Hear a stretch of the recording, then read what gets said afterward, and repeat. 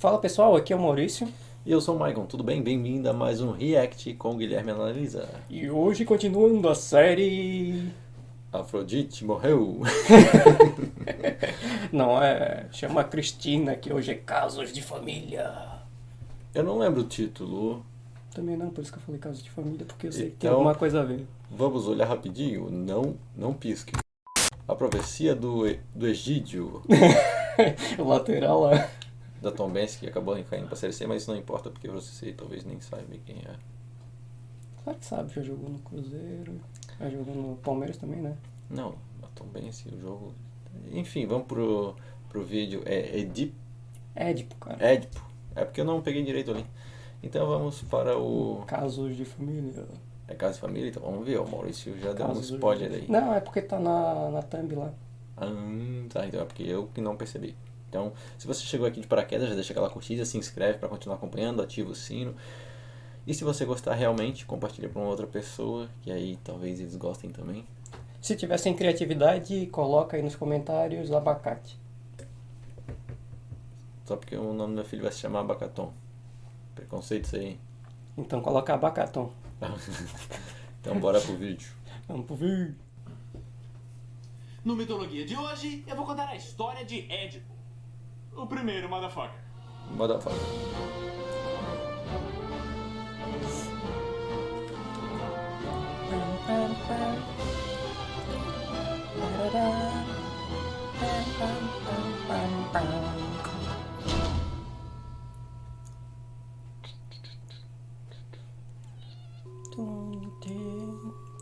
Que é isso, Partindo do rapaz? princípio de que essa história é fundamentada em uma profecia, é importante começar explicando a origem da maior fonte de presságios divinos da Grécia Antiga, o Oráculo de Delfos, o que nos leva ao Monte Parnasso, pois em uma de suas encostas havia uma região sagrada protegida Bonito por lugar. Piton, uma serpente gigante eventualmente morta por Apolo, que em sua homenagem recebeu um templo em seu nome nesse local, e as ruínas dele podem ser vistas até hoje na Grécia.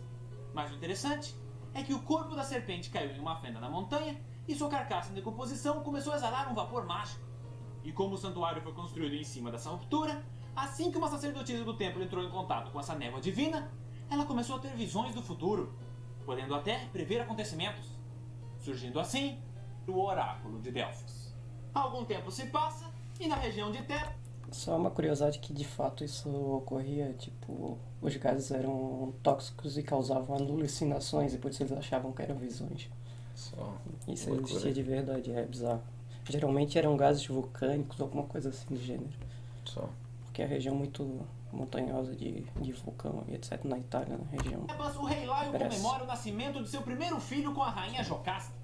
E ele, sendo um homem que cometeu muitas injustiças em seu passado, fica preocupado com o que os deuses guardavam para o futuro de sua família. E com isso, decide visitar essa tão consagrada vidente na cidade de Delfos, que já não era aquela primeira sacerdotisa.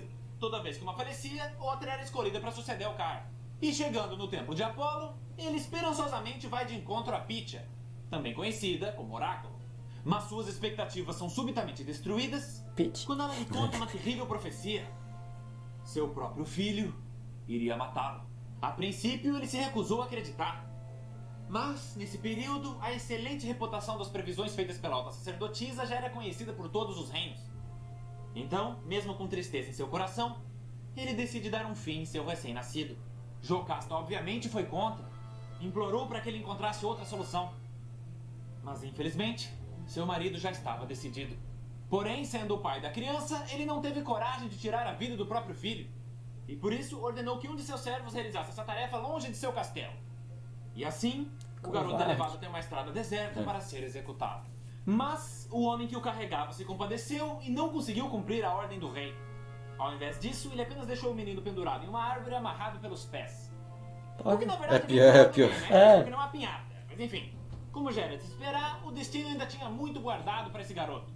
E logo, ele é Já vi encontrado. várias histórias assim. A partir daí, ele passa a ser criado por De, tipo... Nessa, tipo, né, do bebezinho, vai ter que matar e tal. Dentro do Vikings tem uma cena assim do Ragnar.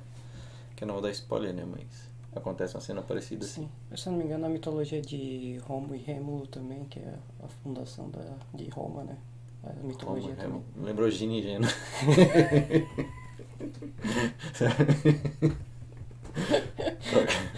A mitologia de como surgiu o Roma, eram irmãozinhos, etc. Ah, sim. Ela Eu acho que já vi também. foi amamentada por uma loba. E Sim, essa- verdade. Um casal nobre da região de Corinto, o rei Pólibo e sua esposa Mero.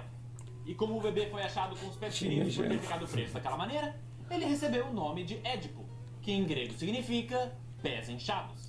Um bom tempo se passa Também, e o menino coitado, ficou cresce pendurado. acreditando no filho desse casal.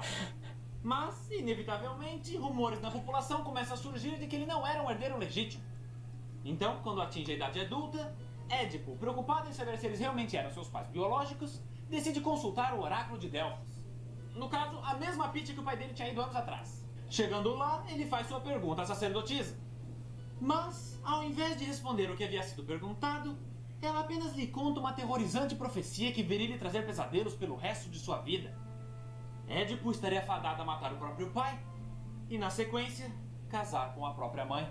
O jovem, então, fica aterrorizado com a premonição né? e, ainda acreditando que Pólibo e Mérope eram seus pais, decide fugir de casa, pois essa seria a melhor maneira de evitar tal tragédia.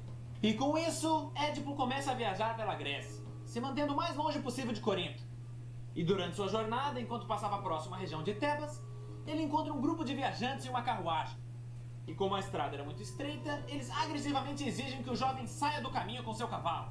Mas, sendo muito orgulhoso, Édipo se recusa, fazendo com que os homens pegassem suas lanças e partissem em sua direção. Sendo assim, ele não teve escolha a não ser sacar sua espada e entrar em combate. Briga de trânsito era foda naquela época. Porém, sendo um jovem bem treinado e astuto, ele saiu ferido, mas ainda assim vitorioso ao eliminar seus adversários. Aí, ao chegar nesse reino, Édipo fica sabendo de um ser monstruoso que assolava a população local.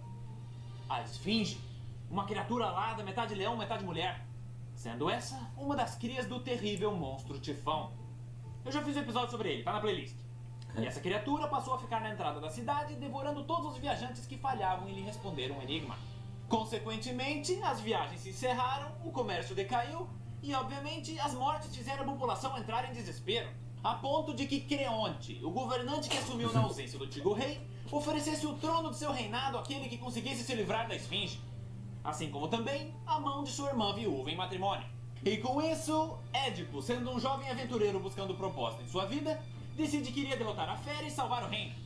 Então, ele bravamente vai até o local e avista a criatura, que por sua vez dirige seu Ele olhar parece a mais um ele passarinho. e sem delongas lhe diz o Essa é uma enigma. mistura de vários bichos.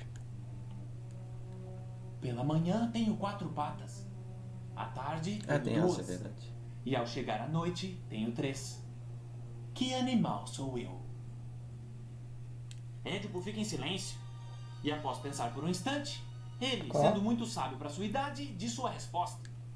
Este animal é o homem. No início da vida engatinha sobre 4 patas, na idade adulta anda sobre 2 e na velhice usa uma bengala como apoio. E com isso, a esfinge derrotada se levanta, Então não é pato. se dirige ao precipício É. mais próximo e se atira para a sua morte. Ué? O que na minha É o quê? opinião foi um baita exagero da parte dela, né? Vamos falar de ser mal perdedor. E fora que ela tinha asa, então nem dá pra saber se ela morreu mesmo. Mas, independente.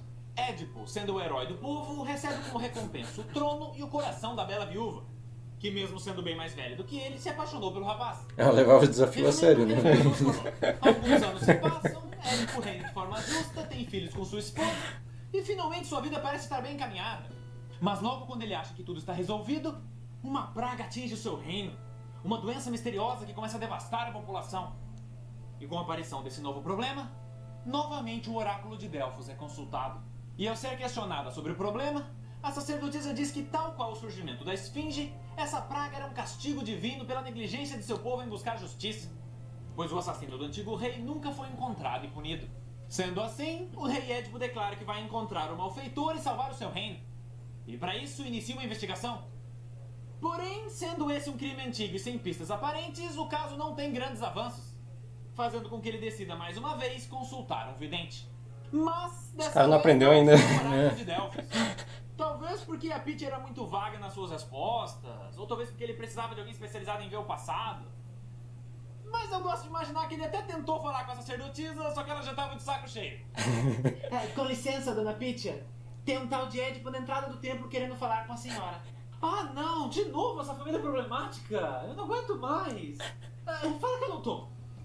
Sendo assim, ele vai atrás de um renomado vidente cego chamado Tiresias. E assim que foi trazido por seu cunhado Creonte à corte real, Édipo imediatamente lhe pergunta a informação que iria salvar o seu povo. Onde está o assassino do antigo rei? E com isso, o vidente, que a princípio estava tranquilo e receptivo, se mostra preocupado e se nega a responder. Mas, depois de muita insistência, ele informa que o culpado do crime está no palácio do rei. E após o espanto trazido por tal afirmação, Édipo, rodeado pelos membros da corte, pergunta quem é o assassino. Tiresias respira fundo e, com tristeza em sua voz, responde: eu estou falando com ele neste exato momento. Todos ficam assustados com essa acusação, especialmente Édipo, que acusa Tiresias de ser apenas um cego senil. E ao ouvir essa ofensa, o vidente responde: você tem razão sobre minha velhice. Mas o maior cego aqui não sou eu. Os guardas então escoltam Tiresias para fora do palácio, e Édipo, no auge de sua fúria, acusa Creonte de ter contratado esse velho mentiroso para tentar usurpar o seu trono. Algum tempo se passa, e em meio a toda essa desgraça, o rei recebe a visita de um mensageiro de Corinto enviado por sua mãe Mero.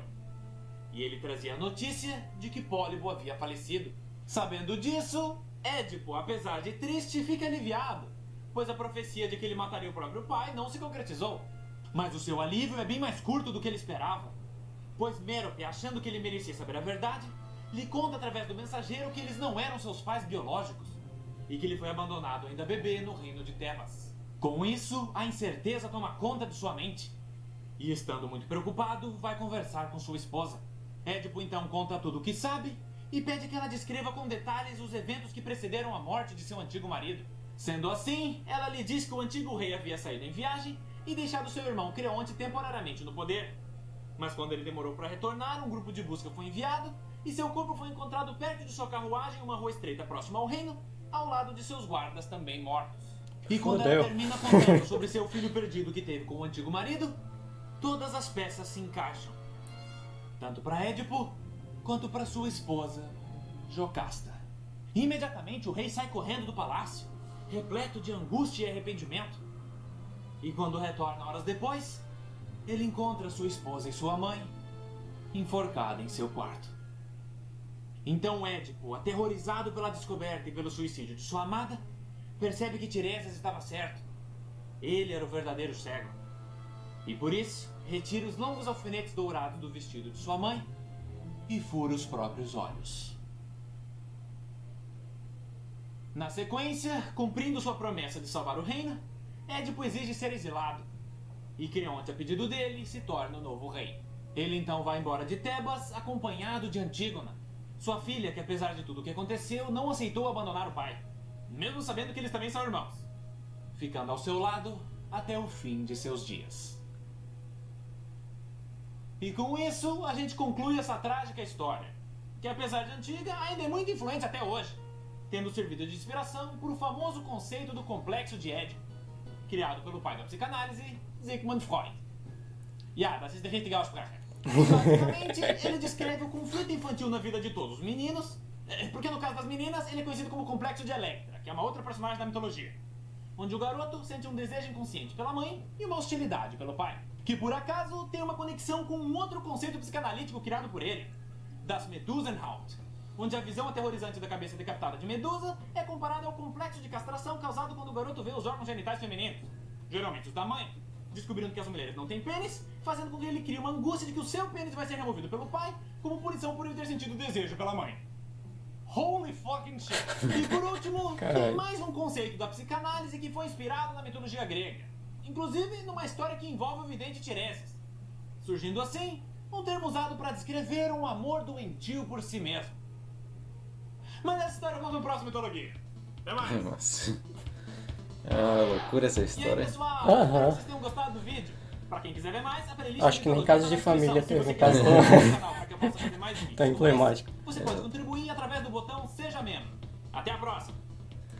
Exatamente, o Guilherme é fera demais. Sim. Se você não conhece o canal dele, acho que é a sugestão pra conhecer outros vídeos, outras playlists e tal. Sim, a gente vai deixar no card com a playlist que a gente já reagiu e o canal também vai ficar na descrição aqui.